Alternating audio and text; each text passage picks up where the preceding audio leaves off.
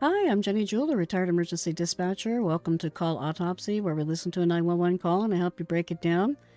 This one comes from Allegheny County 911, Pittsburgh, PA, 2009. And it is Margret Poplawski calling in saying that, you'll hear. Let's go ahead and give it a listen.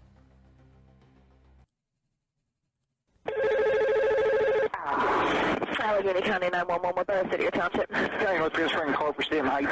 Okay. Ma'am, what's the address? 1015 Fairfield Street. Is that a house or an apartment? It's a house. I have a 23-year-old, 22-year-old child, but I'm requesting that he gets out. Okay. He's your son? Yes. Okay. He must have came in last night when I was gone. Okay, so he does not live there? He doesn't live there? I mean, he stays, he comes and goes every like that, but I want him out. Okay. Does he have any weapons or anything? Yes. They're all legal. What does he... Okay, but he's not threatening you with I anything? don't know, miss. Look, I'm just waking up from a sleep. I want him gone. Okay, what's your name, Are ma'am? you leaving or the police got to come? What is your name, ma'am? Margret Poplawski. Phone number you're calling from, Margaret.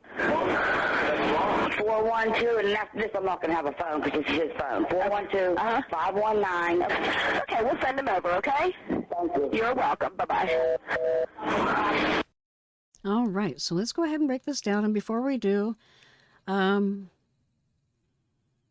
heart goes out to the friends and family of the 3 fallen officers, and also to the call receiver dispatcher who we're going to listen to and break down. Let's go ahead and go through this here. Allegheny County 911 with the city or township. Okay. Allegheny County 911. They said, what is your something and then township? So I think it's just to narrow down again the where, because there are a lot of townships in PA. Yeah, we're transferring call for State Heights. Okay. Ma'am, what's the address? Okay, going right into the where, the Golden 3. 1015 Fairfield Street. Is that a house or an apartment? It's a house. I have a 23-year-old, 22-year-old child, but I'm requesting that he gets out. All right. So she's going right into the what? She has a 23-year-old child that she would like out. Okay. He's your son? Yes. Okay. He must have came in last night when I was gone. Okay, so he does not live there? He doesn't live there? Okay, and that's a lot more of the what. You know, you got to let them know this person is not a resident there. They're not welcome. They're trespassing. I mean, he stays, he comes and goes every like that, but I want him out. Okay. Does he have any weapons or anything? Yes. Great asking, and now we know that yes, he has weapons. They're all legal. What does he... Okay, and thank you for volunteering. They're all legal. It doesn't matter if they're legal or not. Are there weapons there? Okay, but he's not threatening you with anything? I don't know, miss. Look, I'm just waking up from a sleep. I want him gone. Okay, what's your name, ma'am? Okay, so now we're going into the who. You leaving or the police got to come? What is your name, ma'am? Great use of repetitive persistence here. Margret Poplawski. Phone number you're calling from, Margaret. 412, and after this I'm not going to have a phone because this is his phone. 412-519. Okay, we'll send him over, okay? Thank you. You're welcome. Bye-bye.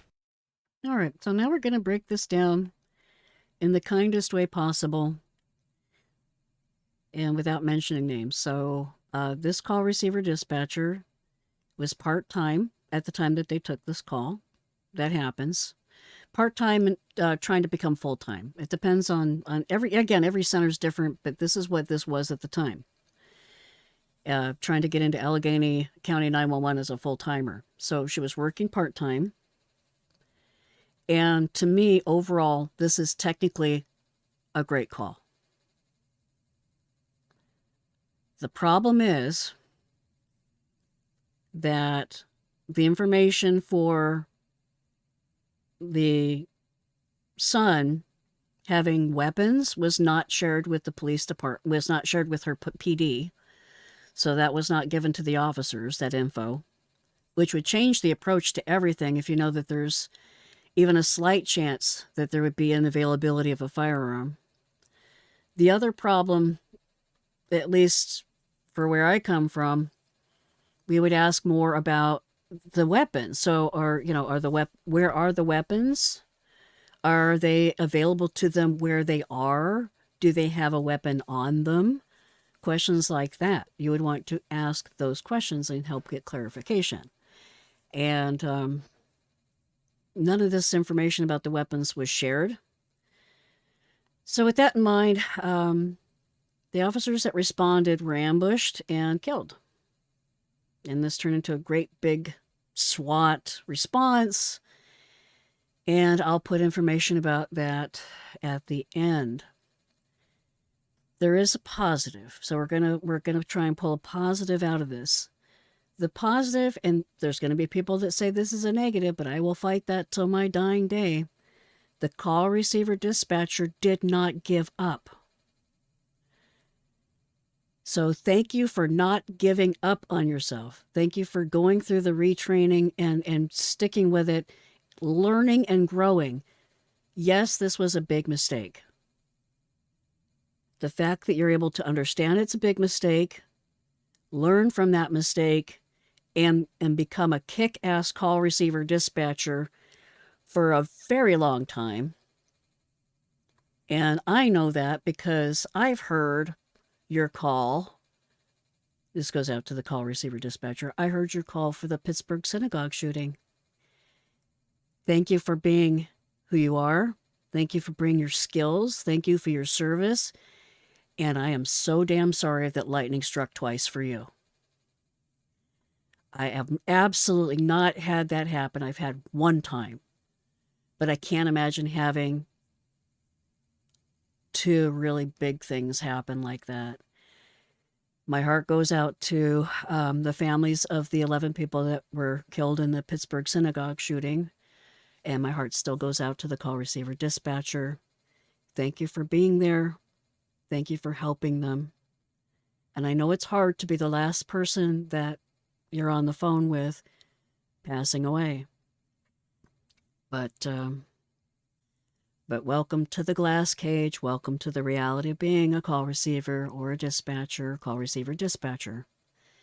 The lesson I want you to come from here is if you hear weapon, if you hear gun, if you hear knife, if you hear anything with fists, if you hear anything involving any weapons at all, no matter how outrageous it sounds, chainsaw, guillotine, machete, all kinds of strange things can be considered weapons. So if someone is feeling threatened or even not feeling threatened, but there's an availability of weapons, make sure that in your additional details and your dispatch, or if you're a call receiver, make sure your dispatcher is aware in the notes and directly this person has access to guns.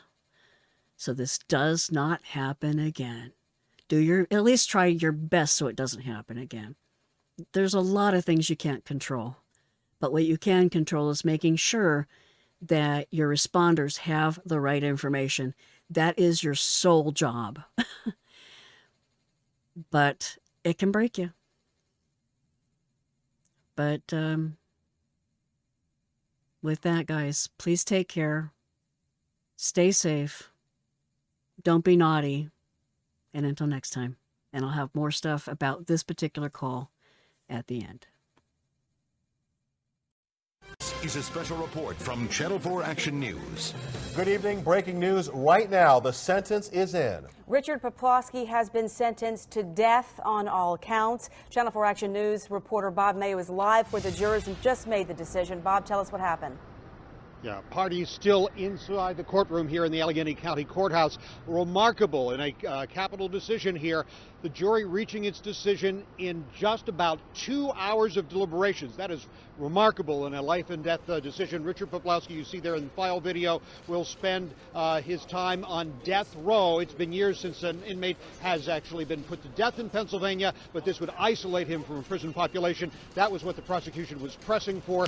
Family members still inside the courtroom. courtroom. We are standing by. We'll bring you all the reaction from the prosecution and from the defense. If you look behind me here, you'll see a long line of cars on the Forbes Avenue side of the Allegheny County Courthouse. Those are vehicles of Pittsburgh police officers who converged here in the past half hour when there was word of a verdict coming in. Shortly before that, we saw Judge Jeffrey Manning and his court staff walking back in the courtroom, headed for the courtyard, headed back inside. We can tell you that the jurors in this case will be given the opportunity, if they wish to do so, once they're discharged from their duties, to speak with the news media, to speak about this decision-making process. No indication yet if they'll be willing to do so. Again, the jury reaching its decision Saturday night on guilt or innocence in a matter of under 3.5 hours. A decision tonight on a sentence to death for Richard Poplawski in just about 2 hours. Reporting live downtown at the Allegheny County Courthouse, Bob Mayo, Channel 4 Action News. Back to you. All right, Bob, we sure do appreciate your coverage. And again, new developments coming in, so join us tonight on Action News at 11. Once again, you heard the sentence. Richard Poplawski faces the death penalty. We are going to have full coverage and reaction from the courtroom. Our team of reporters working on this developing story right now. So keep it here and tune in for Channel 4 Action News tonight at 11 o'clock. We resume now with local programming.